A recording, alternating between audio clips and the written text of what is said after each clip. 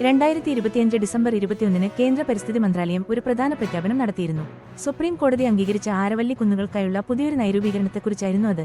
എന്നാൽ ഈ പ്രഖ്യാപനത്തിന് പിന്നാലെ കേന്ദ്ര സർക്കാരിന് കടുത്ത എതിർപ്പുകളും ആരവല്ലി സംരക്ഷിക്കൂ എന്ന മുദ്രാവാക്യമുയർത്തി വലിയ പ്രതിഷേധങ്ങളും നേരിടേണ്ടി വരികയാണ്.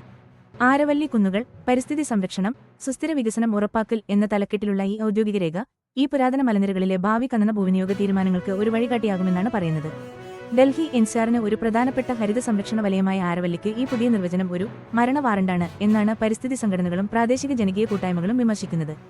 ഇതിനെതിരെ ഉടൻ തന്നെ അവർ രംഗത്തുവന്നു. രാജസ്ഥാൻ, ഹരിയാന, ദേശീയ തലസ്ഥാന മേഖല എന്നിവിടങ്ങളിൽ പ്രതിഷേധങ്ങൾ ആളിക്കെത്തിയിരിക്കുകയാണ്. തുടക്കത്തിൽ ഒരു പരിസ്ഥിതി വിഷയവും നിയമപരമായ ചർച്ചയുമായി തുടങ്ങിയ ഈ കാര്യത്തെ രാഷ്ട്രീയവൽക്കരിച്ചുകൊണ്ട് കോൺഗ്രസ് പാർട്ടി ആകട്ടെ രാജസ്ഥാനിലുടനീളം മെഗാ പ്രതിഷേധങ്ങൾ സംഘടിപ്പിക്കാൻ തീരുമാനിച്ചിരിക്കുകയാണ്. സുപ്രീം കോടതിയുമായി ബന്ധപ്പെട്ട ഈ പുതിയ നൈരൂപീകരണം, ഏറെ തർക്കവിഷയമായ ഈ പുനർനിർവചനം, അതോടൊപ്പം ഏകോപിപ്പിച്ച തെരുവ് പ്രതിഷേധങ്ങൾ എന്നിവയെല്ലാം ഒരുമിച്ചെത്തിയതോടെ ആരവല്ലിയിലെ ഖനനത്തെയും അവിടുത്തെ പരിസ്ഥിതി പ്രതിസന്ധിയെയും കുറിച്ചുള്ള ഒരു വലിയ ദേശീയ ചർച്ചയ്ക്ക് ഇത് തിരികൊളുത്തിയിരിക്കുകയാണ്.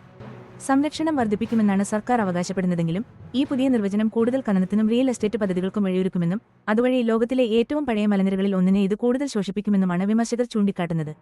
ഈ പ്രശ്നം അല്ലെങ്കിൽ ഈ പ്രതിസന്ധിക്ക് പിന്നിൽ പല പ്രധാന കക്ഷികളുമുണ്ട്.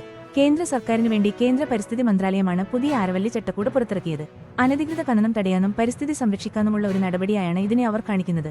മന്ത്രാലയം ഈ തീരുമാനത്തെ ശക്തമായി ന്യായീകരിക്കുകയും ചെയ്യുന്നുണ്ട്. ഇന്ത്യൻ സുപ്രീം കോടതി ഒരു ചട്ടക്കൂടിന് അംഗീകാരം നൽകിയിട്ടുണ്ട്. കേന്ദ്രം പറയുന്നതനുസരിച്ച് ഒരു സമഗ്രമായ മാനേജ്മെന്റ് പ്ലാൻ തയ്യാറാകുന്നതുവരെ ആരവല്ലി മലനിരകളിൽ പുതിയ ഖനനാനുമതികൾക്ക് ഇത് താൽക്കാലിക വിലക്ക് ഏർപ്പെടുത്തും.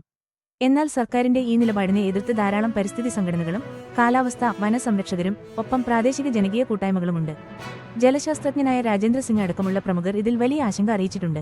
അദ്ദേഹത്തിന്റെ വാക്കുകളിൽ സർക്കാരിന്റെ ഈ മാറ്റങ്ങൾ സുസ്ഥിര ഖനനം എന്ന പേരിൽ യഥാർത്ഥത്തിൽ നിയമവിധേയമാക്കുകയാണ് ചെയ്യുന്നത്. ഇത് പുതിയ റോഡുകൾ, സ്ഫോടനങ്ങൾ, തുറന്ന കുഴികൾ എന്നിവ വഴി പ്രധാന വന്യജീവി ഇടനാഴികളിൽ വലിയ പാരിസ്ഥിതിക നാശത്തിന് കാരണമായേക്കാം. പ്രതിപക്ഷ പാർട്ടികളും പ്രത്യേകിച്ച് കോൺഗ്രസും ഈ വിഷയം ഏറ്റെടുത്തിരിക്കുകയാണ്. ആരവല്ലി മലനിരകളെ പുനർനിർവചിക്കുന്നതിന് പിന്നിൽ കേന്ദ്രത്തിന്റെ ഉദ്ദേശ്യശുദ്ധി എന്താണെന്ന് അവർ പൊതുവേദികളിൽ ചോദ്യം ചെയ്യുന്നു. രാജസ്ഥാനിലുടനീളം വലിയ പ്രതിഷേധങ്ങളും ഇവർ സംഘടിപ്പിക്കുന്നുണ്ട്.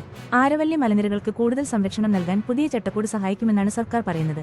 പുതിയ നിർവചനം വരുന്നതോടെ പ്രദേശത്തിന്റെ 90% ഭാഗവും സംരക്ഷിത മേഖലയിലാകുമെന്നും അവർ ഉറപ്പിച്ചു പറയുന്നു. നിയമവിരുദ്ധ ഖനനം തടയാനുള്ള ഒരു മുൻകരുതൽ നടപടിയായാണ് സർക്കാർ ഇതിനെ കാണിക്കുന്നത്. എന്നാൽ ഈ വിഷയത്തിൽ വിമർശകർക്ക് നേർവിപരീത അഭിപ്രായമാണുള്ളത്.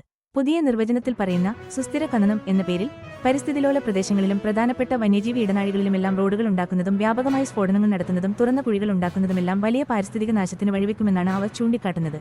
പ്രശസ്ത ജലശാസ്ത്രജ്ഞനായ രാജേന്ദ്ര സിംഗ് ഒരു ഗുരുതരമായ മുന്നറിയിപ്പ് നൽകിയിട്ടുണ്ട്. നിർദ്ദേശിച്ച ഈ നിർവചനം പൂർണ്ണമായി നടപ്പിലാക്കുകയാണെങ്കിൽ ആരവല്ലി മലനിരകളുടെ 7 മുതൽ 8% വരെ മാത്രമേ അവസാനം അവശേഷിക്കൂ എന്നാണ് അദ്ദേഹം പറയുന്നത്.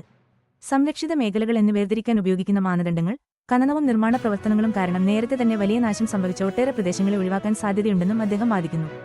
ഈ വാദത്തിന് ഒരു ചരിത്രപരമായ പിൻബലം കൂടിയുണ്ട്. സുപ്രീം കോടതി നിയമിച്ച സെൻട്രൽ എംപവേർഡ് കമ്മിറ്റി 2018 സമർപ്പിച്ച റിപ്പോർട്ട് ചൂണ്ടിക്കാട്ടുന്നത് രാജസ്ഥാനിലെ ആരവല്ലിയുടെ ഏകദേശം 25% ഭാഗവും പ്രധാനമായും ഖനന പ്രവർത്തനങ്ങൾ കാരണം ഇതിനോടകം തന്നെ നശിച്ചുപോയിട്ടുണ്ടെന്നാണ്. ഭൂമിശാസ്ത്രപരമായി നോക്കുകയാണെങ്കിൽ ആരവല്ലി മലനിരകൾ വളരെ പഴക്കമുള്ളതും വലിയൊരു പർവ്വതനിരയുമാണ്. ഏകദേശം 700 കിലോമീറ്ററോളം ദൂരത്തിൽ രാജസ്ഥാൻ, ഹരിയാന, ഡൽഹി, ഗുജറാത്ത് എന്നീ 4 ഇന്ത്യൻ സംസ്ഥാനങ്ങളിലൂടെ ഇത് വ്യാപിച്ചു കിടക്കുന്നു. ഈ വലിയൊരു പാരിസ്ഥിതിക ഇടനാഴിക്ക് വളരെ പ്രധാനപ്പെട്ട പങ്കുണ്ട്, പ്രത്യേകിച്ച് ഡൽഹി എൻസിആർ മേഖലയ്ക്ക്. അവിടുത്തെ അവസാനത്തെ വലിയൊരു ഹരിത കവചമായിട്ടാണ് ഇത് നിലകൊള്ളുന്നത്. ഇപ്പോഴത്തെ പ്രതിഷേധങ്ങൾ ചില പ്രധാനപ്പെട്ട ഇടങ്ങളിൽ കേന്ദ്രീകരിച്ചിരിക്കുകയാണ്. ഹരിയാനയിൽ ഗുരുഗ്രാമം, ഫരീദാബാദുമാണ് നഗരപ്രദേശങ്ങളിലെ പ്രധാന കേന്ദ്രങ്ങളായി മാറിയിരിക്കുന്നത്. ആരവല്ലിയുടെ നാശം അവിടുത്തെ വായുവിന്റെ ഗുണനിലവാരത്തെയും പൊടിക്കാറ്റുകൾ കൂടുന്നതിനെയും നേരിട്ട് ബാധിക്കുന്നുണ്ടെന്ന് അവിടുത്തെ ആളുകൾക്ക് നന്നായി അറിയാം. അതേസമയം രാജസ്ഥാനിൽ ജയ്പൂർ, ആൽവാർ തുടങ്ങിയ നഗരങ്ങൾ കോൺഗ്രസ് പാർട്ടി ആസൂത്രണം ചെയ്യുന്ന മെഗാ പ്രതിഷേധങ്ങൾക്ക് പ്രധാന വേദികളായി തിരഞ്ഞെടുത്തിട്ടുണ്ട്. ആരവല്ലി മലനിരകളിൽ കല്ലും മാർബിളും ഖനനം ചെയ്യുന്നതിൽ വലിയൊരു ചരിത്രം തന്നെയുണ്ട് ഈ പ്രദേശങ്ങൾക്ക്. ആക്ടിവിസ്റ്റുകൾ വ്യാപകമായി എടുത്തുപറയുന്നത് 2018 സെൻട്രൽ എംപവേർഡ് കമ്മിറ്റി റിപ്പോർട്ടാണ്. ഈ റിപ്പോർട്ട് ആരവല്ലിക്ക് സംഭവിച്ച വലിയ തോതിലുള്ള നാശത്തെക്കുറിച്ച് പറഞ്ഞിരുന്നു. അതുകൊണ്ട് ഇപ്പോൾ ഏതെങ്കിലും തരത്തിൽ ആരവല്ലിയുടെ അതിരുകൾ മാറ്റിവരയ്ക്കുന്നതോ അല്ലെങ്കിൽ പരിസ്ഥിതി നിയമങ്ങളിൽ ഇളവ് വരുത്തുന്നതോ ഇതിനകം ദുർബലവും കനത്ത ആഘാതമേറ്റതുമായ ഈ ആവാസവ്യവസ്ഥയെ കൂടുതൽ മോശമാക്കുമെന്നാണ് അവരുടെ വാദം. ആരവല്ലിയുടെ അതിരുകൾ മാറ്റിയതിനെ ചൊല്ലിയുള്ള ഈ വിവാദം വെറുമൊരു ഒറ്റപ്പെട്ട സംഭവമായി കാണാൻ കഴിയില്ല. രാജ്യത്തെ മറ്റ് പല വലിയ പരിസ്ഥിതി പ്രശ്നങ്ങളുമായും ഇതിന് ബന്ധമുണ്ട്. രാജ്യത്തുടനീളമുള്ള സംരക്ഷിത മേഖലകളിലെ ഖനനം, ആരവല്ലിയിലെ ഖനനം സംബന്ധിച്ച സുപ്രീം കോടതി ഉത്തരവുകളുടെ ഫലപ്രാപ്തി എന്നിവയെക്കുറിച്ചുള്ള ചർച്ചകൾ ഇതിൽ പ്രധാനമാണ്. സമീപകാലത്ത് നിയമങ്ങളിലും നടപടിക്രമങ്ങളിലും വന്ന മാറ്റങ്ങളുടെ പശ്ചാത്തലത്തിലാണ് ആരവല്ലിയിലെ കാര്യങ്ങൾ കൂടുതൽ ശ്രദ്ധയോടെ നോക്കിക്കാണുന്നത്. പ്രത്യേകിച്ച് പരിസ്ഥിതി ആഘാത പഠന EIA പ്രക്രിയകളിലുണ്ടായ മാറ്റങ്ങൾ വിമർശിക്കപ്പെടുന്നുണ്ട്. ഇത് പരിസ്ഥിതി ലോല പ്രദേശങ്ങളിലെ പദ്ധതികൾക്ക് അനുമതി വേഗത്തിലാക്കാൻ വഴിയൊരുക്കിയെന്നാണ് പ്രധാന ആക്ഷേപം. ഇതിനു പുറമെ 2023 വനസംരക്ഷണ നിയമ ഭേദഗതിയും ഈ ആശങ്കകൾക്ക് ആക്കം കൂട്ടുന്നു. വനം എന്നതിന്റെ നിർവചനം മാറ്റുകയും വനഭൂമി ഉപയോഗിക്കാനുള്ള അനുമതി നടപടികൾ പരിഷ്കരിക്കുകയും ചെയ്തതോടെ പരിസ്ഥിതി നിയമങ്ങൾ ദുർബലമാകുമോ എന്ന ഭയമാണ് പലർക്കുമുള്ളത്. പരിസ്ഥിതി പ്രവർത്തകരാകട്ടെ പുതിയ ആരവല്ലി നിർവചനത്തെ കാണുന്നത് പാരിസ്ഥിതിക മേഖലകളെ പുനർവർഗീകരിച്ച് ഖനന പദ്ധതികൾക്കും മറ്റു വലിയ നിർമ്മാണങ്ങൾക്കും എളുപ്പത്തിൽ അനുമതി നൽകാനുമുള്ള ഒരു വലിയ തന്ത്രത്തിന്റെ ഭാഗമായിട്ടാണ്. ഗ്രേറ്റ് നിക്കോബാർ പദ്ധതി, ഹസ്ദേവ് ആനന്ദ് കൽക്കരി ഖനനത്തിനെതിരായ പ്രതിഷേധങ്ങൾ, വേദാന്തയുടെ സിജിമാലി ബോക്സൈറ്റ് ഖനനവുമായി ബന്ധപ്പെട്ട വിവാദം, ദഹിംഗ് പട്കായ വന്യജീവി സങ്കേതത്തിലെ ഖനനം നേരിടുന്ന വെല്ലുവിളികൾ തുടങ്ങിയ വലിയ പദ്ധതികളുമായി ബന്ധപ്പെട്ട് ഉയർന്നുവന്ന മറ്റു പല വിവാദങ്ങളുമായും ഇതിന് സമാനതകളുണ്ട്.